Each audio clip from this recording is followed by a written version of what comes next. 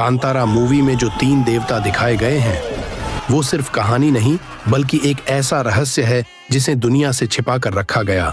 पंजुर्ली देव की कथा कहते हैं बहुत प्राचीन समय में एक वराह देवता के 5 पुत्र हुए थे, पर नियति को कुछ और मंजूर था।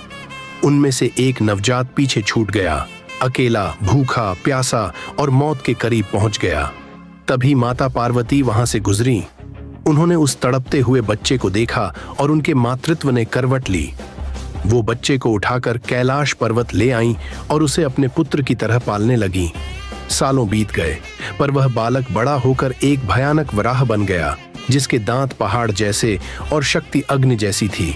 पर उसी शक्ति ने उसे पीड़ा भी दी। उसके शरीर में भयंकर खुजलाहट रहती और वह उसे मिटाने के लिए धरती की फसलें रौंदने लगा। फसलें नष्ट हो गईं, लोग भूख से तड़पने लगे और संसार रोने लगा। तब भगवान शिव ने यह सब देखा और सृष्टि के कल्याण के लिए उस वराह का वध का निश्चय किया। लेकिन जब माता पार्वती ने सुना कि उनके पुत्र का वध होने वाला है, तो वे शिव के चरणों में गिर पड़ीं। प्रभु, उसका वध मत कीजिए। शिव ने माता की प्रार्थना स्वीकार की। उन्होंने वराह का वध तो नहीं किया, पर कहा, अब तू कैलाश नहीं लौट सकेगा। धरती पर रह और मानवों व उनकी फसलों की रक्षा कर। और तब से वह वराह पंजुर्ली देव कहलाए, धरती की रक्षा करने वाले दैवीय रक्षक। अब आती है कथा गुलिक देव की। एक बार भगवान शिव के गण एक यज्ञ कर रहे थे। उसी यज्ञ की राख से एक पत्थर निकला, जिसे शिव ने आशीर्वाद देकर धरती पर फेंक दिया। और उसी पत्थर से उत्पन्न हुए गुलिक देव। उनका स्वभाव जन्म से ही अग्नि जैसा उग्र था।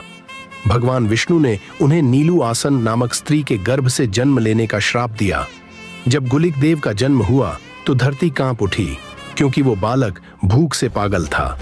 वह जो भी देखता खा जाता, यहां तक कि घोड़े और हाथियों का खून भी पी जाता था। तब भगवान विष्णु उनके सामने प्रकट हुए और बोले, हे गुलिक, अब मेरी इस छोटी उंगली को चूसो। और जैसे ही गुलिक ने उंगली चूसी, उनकी भूख शांत हो गई। विष्णु जी ने उन्हें आदेश दिया, अब तू धरती पर रहेगा और मनुष्यों की रक्षा करेगा। तभी से गुलिक देव धरती के रक्षक देवता बन गए। समय बीतने के साथ दोनों की शक्तियां इतनी बढ़ गईं कि उनके बीच अहंकार की अग्नि जल उठी। एक दिन भयानक युद्ध हुआ। तभी माता पार्वती प्रकट हुई। उन्होंने दोनों को शांत किया और कहा, तुम दोनों भाई हो, धरती तुम्हारी माता है, अब साथ मिलकर उसकी रक्षा करो। तब से पंजुर्ली देव और गुलिक देव धरती पर साथ रहते हैं, और जिनके घर ये दोनों पूजे जाते हैं, वहां न तो दुष्ट शक्तियां आती हैं, न ही फसलों का नाश होता है। ऐसे रहस्य के लिए हमारे चैनल को सब्सक्राइब करें।